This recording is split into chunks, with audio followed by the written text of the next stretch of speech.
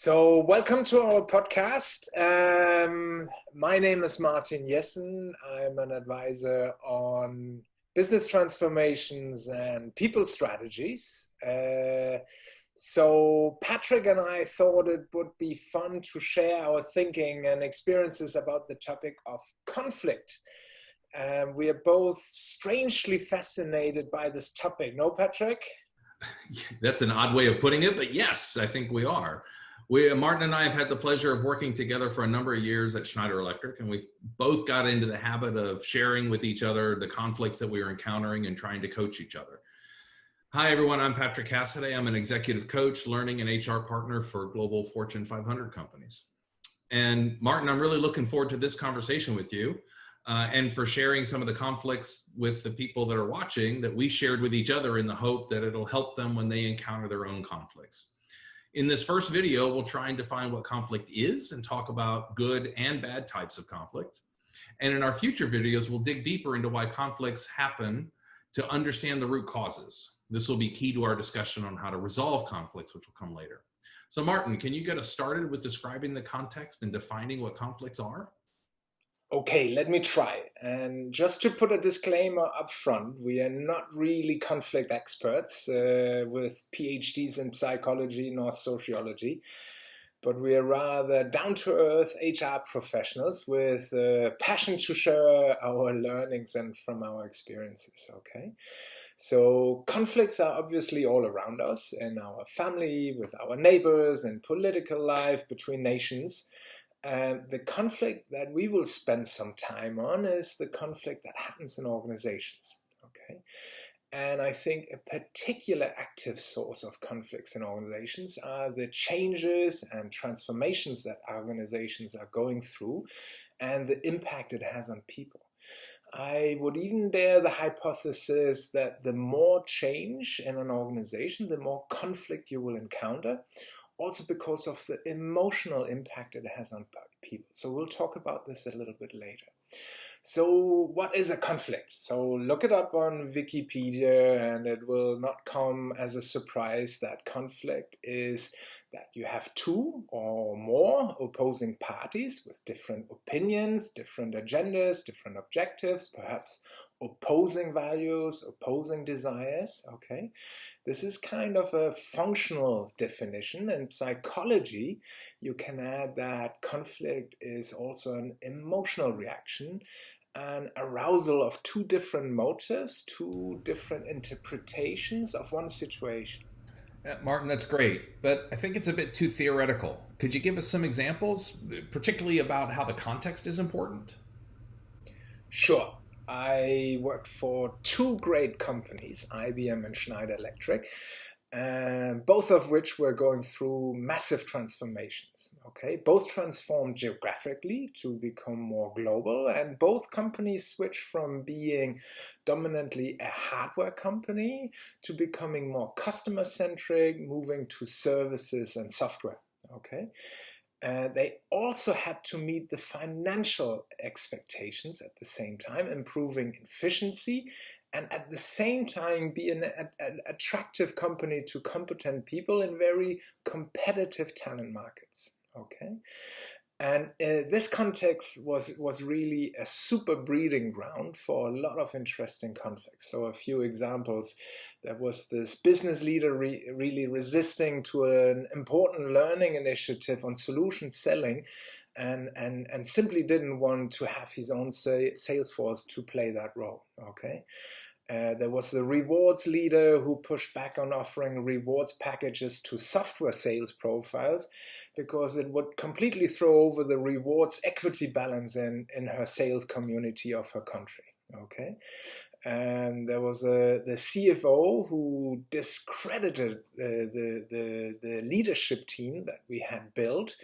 And I'm still trying to figure out why he did that. And it really makes my stomach turn, which I guess is really that arousal that I referred to earlier, this emotional side of conflicts. Okay, so lots of examples on many different types of conflicts, and we will go deeper with some of those examples. Okay.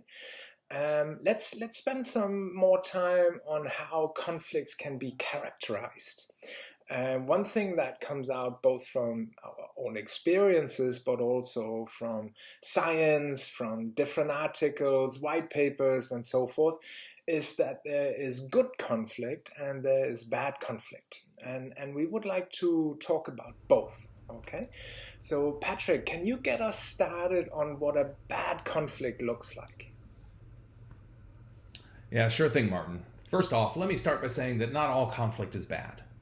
In fact, some conflict can actually be quite good and create great outcomes.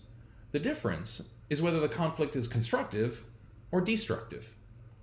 The challenge is that the emotional energy, the body language, and the other external signs of the conflict can look the same to an outside observer. So it's really hard to tell, is it good or is it bad? So how can you tell the difference between constructive or good conflict and destructive or bad conflict? Well, first, let me ask you, have you ever felt like you've been talking to a brick wall or gotten into a screaming match with someone? If you said yes, then, well, welcome to the human race. I think we've all had those experiences. It's something that all of us have encountered and likely will run into again. And I think during this time of enforced confinement, we all feel like we're more inclined to encounter this, and maybe it's harder to hold back those emotions. But when you get into those brick wall kinds of conflicts, you need to take a step back, give yourself some time to respond rather than just react, or maybe get a neutral third party involved. So when do you know that it's time to do that? Well, let me give you some telltale signs that can help distinguish between the two types. First, good conflict focuses on issues and bad conflict focuses on people. Second, good conflict focuses on the future, while bad conflict tends to focus on the past. And good conflict brings people together to solve a problem, and while bad conflict creates division within an organization.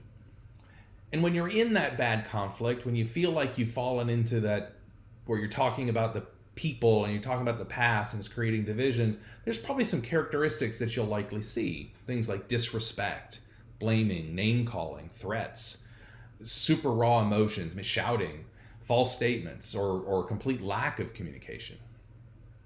Now, if you're not facing that, if a conflict is good and really focuses on the issues, the future, and bringing people together, let it go. Let it go to completion. It'll turn out well.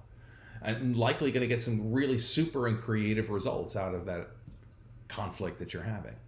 But let me give you an example of a bad conflict I had a few years ago. This was when I was an HRBP and I was doing an investigation of an employee. One of the things we decided to do was have that employee take a 360 assessment so they could see the impact that they were having on others. When discussing how the assessment was progressing with the manager, we discovered that the employee had left out critical people off of the request to provide feedback. When I pointed this out to the manager, he insisted we complete it anyway without that critical feedback, and I insisted we not proceed until those people were included. The manager then immediately started shouting at me, stating he was the line manager and that his decision was final. And shame on me, I fell into shouting back at him that without the full picture, the feedback would be completely useless. I'm sure I used words that were quite stronger than useless. Ultimately, it took a third party to get us unstuck. While this is probably obvious that there was bad conflict because of the shouting, here's why, based on those criteria I mentioned to you earlier. One, we were focused on each other and not the issue at hand, helping that person understand what actions they had done and the impact that they had on others. We were focused on the past rather than the future solution. We were focused on what had already happened as opposed to what can we do to help this person get better or how can we help resolve this particular problem. And it was causing division between us rather than bringing us together. It felt personal about him and me, not how we were going to help this one person. Not to mention the fact that it was full of disrespect, blaming, name calling, and, well, raw emotions. Woo, that's a tough one, and I remember when we talked about it when it happened. But wasn't that ultimately a communication problem? Yeah, Martin, you're absolutely right. Most bad conflict like this stems from some sort of communication problem. You might call poor communication the low-hanging fruit of conflict resolution. In order to turn a conflict from bad to good, really good communication is key. Really good communication not only involves listening carefully to the other person's issues, but clear communication back that you've actually heard them and understood them. But it's more than just active listening. It requires empathy. you have to be able to respond to that situation with empathy by communicating that you have that deep understanding where they're coming from. When people feel that they have been heard, they're much more willing to listen. That kind of good communication leads to new perspectives on old problems. Not to mention, it's a lot more fun than talking to a brick wall. So I've spent a lot of time here talking about all kinds of negative and bad conflict. So Martin, can you lift us out of all this negativity and get us to a constructive or positive conflict now? So Patrick, you know me, I always see the glass half full. And yes, I think conflict can very often be a very good thing for both the organization, their customers, and the individuals who are involved, okay? Let me give you an example. One of the business leaders that I supported as an HR business partner was really very good at bringing a diverse team together to solve some really, really tough problems. Yeah? He deliberately invited people to the table who had different views, different agendas, different perspectives. Okay, so for example, he would call a meeting to review large customer sales opportunities. Okay. And these were opportunities that were very strong in their value to solving customer pain points, but they were at the same time also notoriously difficult to really make them profitable. Okay, so he invited a broad team together of leaders and experts, and then his art was to create a really positive environment where initially everybody was grumpy, but he made sure that people felt safe to speak up and were encouraged to really make their points, so that there was really a transparency of both the opportunity and the challenges. Okay, it somehow also facilitated a creativity and a willingness to compromise from the different standpoints that existed in the team. And he glued this together by making everybody agree to a common purpose and a common desire to really be successful. Well, Martin, that sounds fantastic, amazing even. So tell us, how did he do it? So one thing that I noticed is that he was very good at carefully addressing the key opinion holders, okay? And really bringing transparency into the agendas without embarrassing or judging them, okay? This allowed those people to really express their points because they felt safe and acknowledged. And most importantly, it also set some creative juices free, yeah, to really look at the problem at hand from different perspectives and propose different solutions, okay? This is where the conflict actually facilitates better solutions. And in this case, not only a customer-centric sales opportunity, but also a customer-centric sales that is profitable. Okay, so this is an example on how conflict can be good and how it can result in a better solution. And it brings progress and really sustainable change. It's also about creating a trusting environment where people are used to and feel safe to expressing different opinions, okay, where kind of opposing views are acknowledged and they are made transparent, and it facilitates that creativity, that willingness to compromise and eventually really better solutions and better decisions, okay. Yeah, that sounds a little bit like Disneyland. So, Patrick, can you wrap this up for us? Well, I'm all for going to Disneyland, Martin. It is the happiest place on earth, after all.